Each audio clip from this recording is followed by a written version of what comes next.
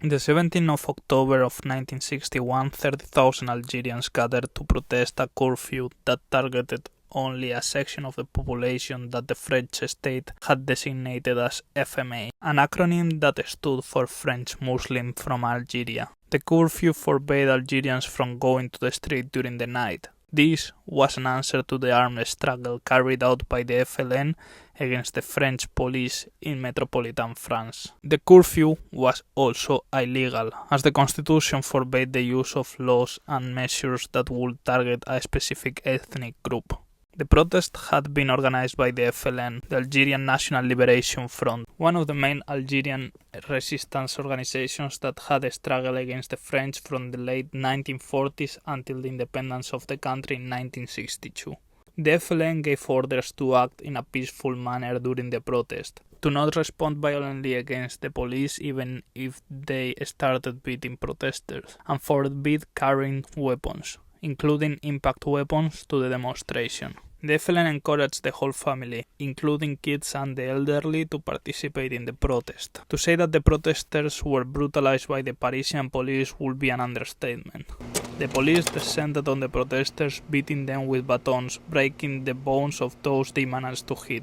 We don't know how many Algerians were killed by the French police that night, but most estimates range around 150 to 300 people. Well, not the official reports, as the police declared at first that only 2 people had been killed, and to this day the French state is only up to recognize less than 50 people killed. So why don't we know how many people were killed that night?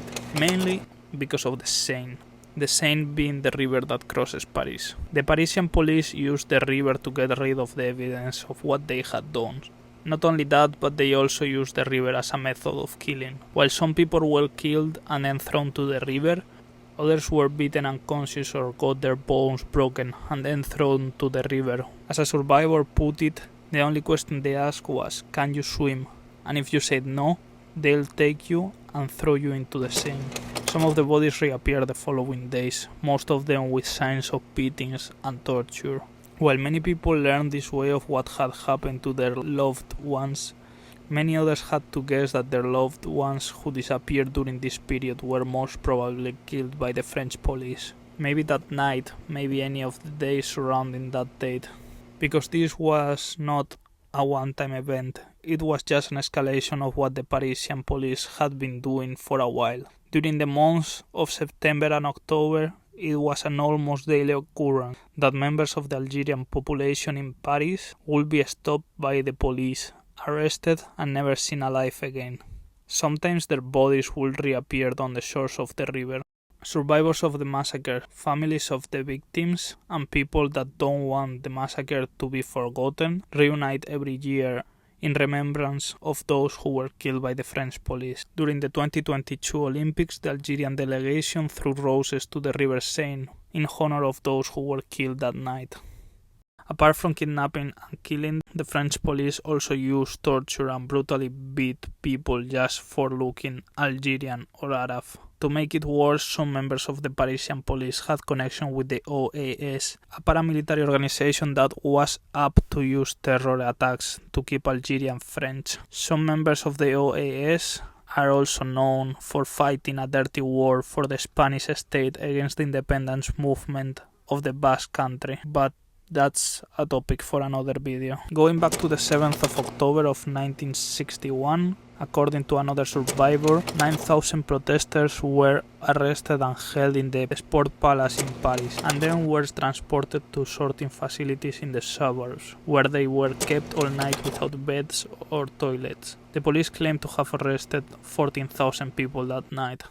The head of the French police in Paris at that time was Maurice Papon. His resume includes being a high-ranking police officer in Vichy, France, the arrest of members of the French resistance, and he also personally signed the transport of Jewish prisoners to the detention camp of Drancy, from where they would be sent to German death camps, making him a direct collaborator of the SS. After this period as a Nazi collaborator, Papon made himself a name first in Morocco and then in Algeria for his brutal treatment of the Arab and Amazigh population and the systematical torture of detainees under his care. The following is a statement of the brother of a detainee that was executed by guillotine. They beat him with rubber tubes. They attached electrode to his ears, to his genitals. They poured water, and at the same time they turned on the tape recorder. He had been tied up, hands and feet, and they had hung him from the ceiling with a rope, his head towards the ground, for more than 12 hours, until he passed out. They took him down, questioned him. If he didn't answer, they put him back, until he talked. He was 20 years old.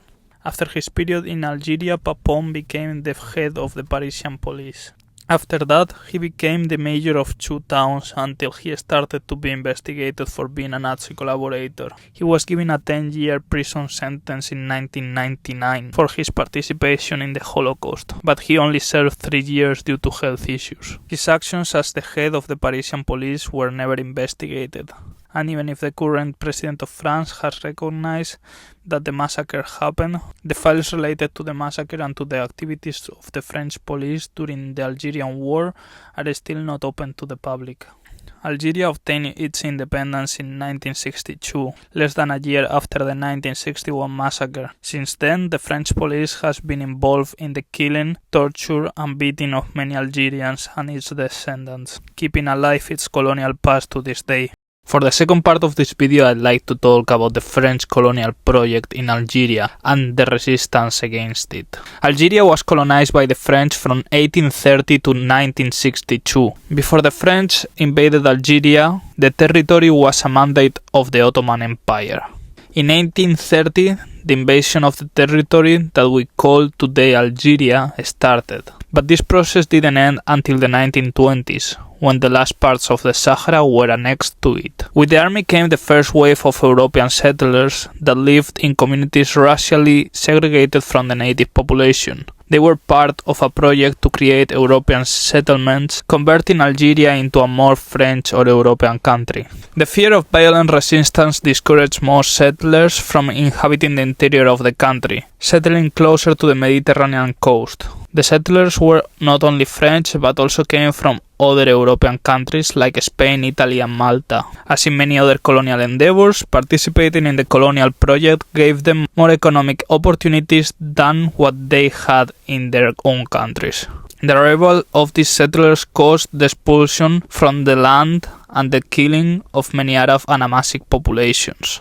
As Alexis de Tocqueville, French politician, put it in 1840, it is necessary that as the army pushes back the Arabs, the colonies cover the soil that the enemy abandons and fill the void that the war has made. From 1830 to 1946, the settlers took 40% of the land that before their arrival belonged to the locals, between those being the best lands for cultivation. This created resentment in the colonized population, resentment that grew during the periods of famine that hit the country. The settlers continued this way the colonial project started by the army, being their presence another layer of it and not just a consequence. The French general Lamoricière told in 1948 to the families of future settlers that it falls to civilizing and intelligent labor to finish what force has begun. Gunpowder and bayonets have done what they could in Algeria. It is now up to the hoe and the plough to complete their task. Remember that these plains, which you are going to fertilize with your sweat, have long been watered with the blood of your brothers in the army who have shed it for you.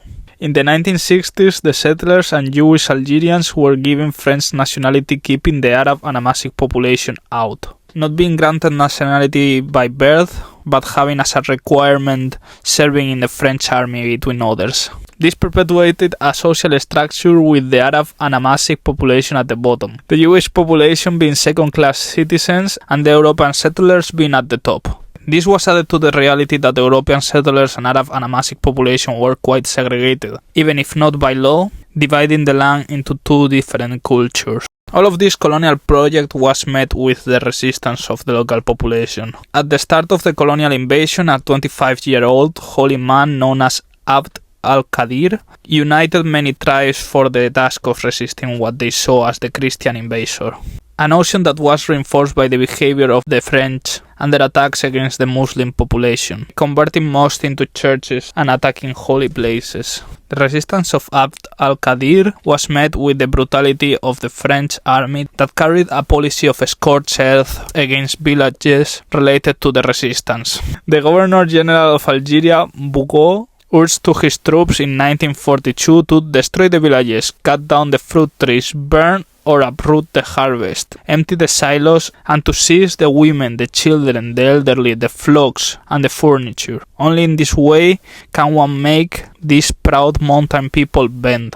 The same year, an officer wrote in his correspondence, "The country of Beni Manasseh is superb. We have burned everything, destroyed everything. How many women and children, taking refuge in the snows of the Atlas, died there of cold and misery." Next year, the same officer wrote, "The fires still burning in the mountains indicated the march of the column. Piles of corpses pressed one against the other, frozen to death during the night.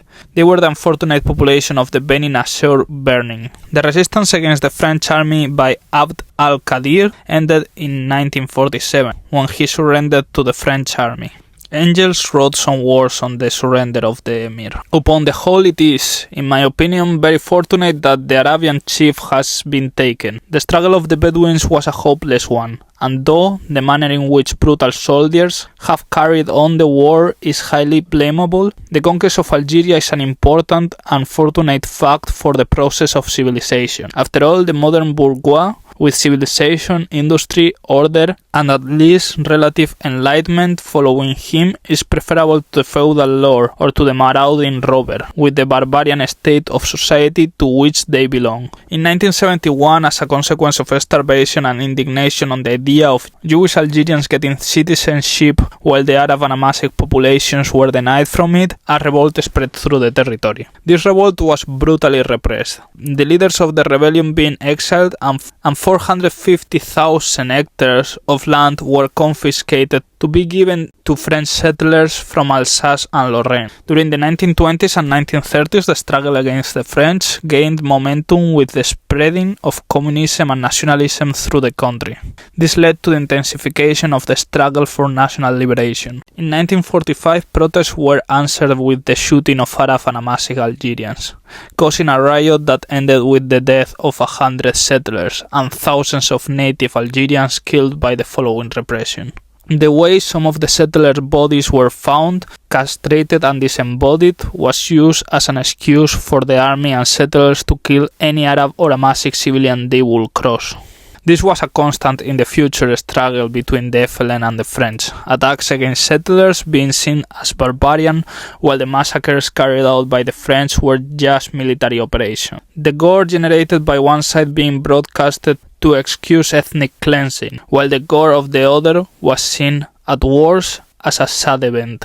In 1954, the FLN was formed to fight the French. They used a mixture of rural guerrilla tactics and terrorism more common with urban guerrilla. Its control of the territory first focused on the rural areas, but over time they managed to establish themselves in urban areas. From the start of the FLN campaign, many settlers in the interior of the country moved to the coast or to France, as the FLN not only targeted the army, but the settlers, seeing them as a continuation of the colonial project. The FLN was not the only nationalist guerrilla, as the left-leaning NMA, National Movement of Algeria, existed at the same time.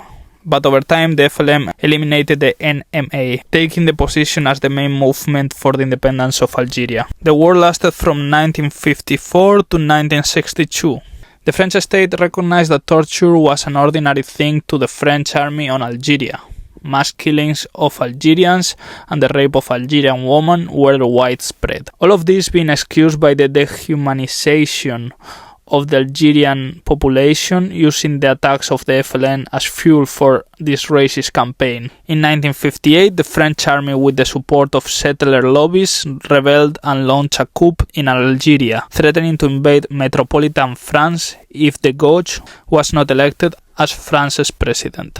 The coup succeeded to put the Gauche as president, this event marking the end of the Fourth French Republic and starting the Fifth, The coup was carried out against the plan of the French government to sign the independence of Algeria already in 1958. The arrival of the Gauge extended the war period, but the Gauge pronounced himself in support of negotiations for the independence of Algeria after gaining power, with the difference of wanting to keep the Sahara under French control. The OAS, that until then had supported the Gauge, and his slogan French Algeria, saw this as a betrayal and tried to kill the new president but failed. There was also an attempt of coup by some generals in Algeria with the support of settlers to continue the war against the FLN. In 1961, the French agreed to stop hostilities for 1962, and in 1962, Algeria gained independence. Both in 1962 and 1968, amnesty was passed to protect those who had committed war crimes related to the Algerian War. This gave a pardon to every person involved in tortures, the killing of civilians, and many other war crimes perpetrated by the French army. One of those protected by this pardon was the French politician and prolific torturer Jean-Marie Le Pen, founder of the far-right party Front National and father of Marine Le Pen, current leader of the FN. The members of the terrorist organization OAS were also pardoned for their actions during the Algerian Civil War. When Algeria gained independence, there were 1 million settlers in the country. After the independence of Algeria, they were known as Pieds Noirs, or Blackfeet. Around 80% of them left Algeria after the independence, leaving only 20% in the country. To finish this video, I'll share an interesting historical fact that I came around while doing the research. The good relationship between France and Israel today started in the 1950s, as the French saw Israel as an ally against Arab nationalism. This while they were fighting the War of Algeria. The French sent fighter planes during this period for the first time to support the Israeli invasion of Egypt, as Egypt was supporting the FLN and its struggle for national liberation.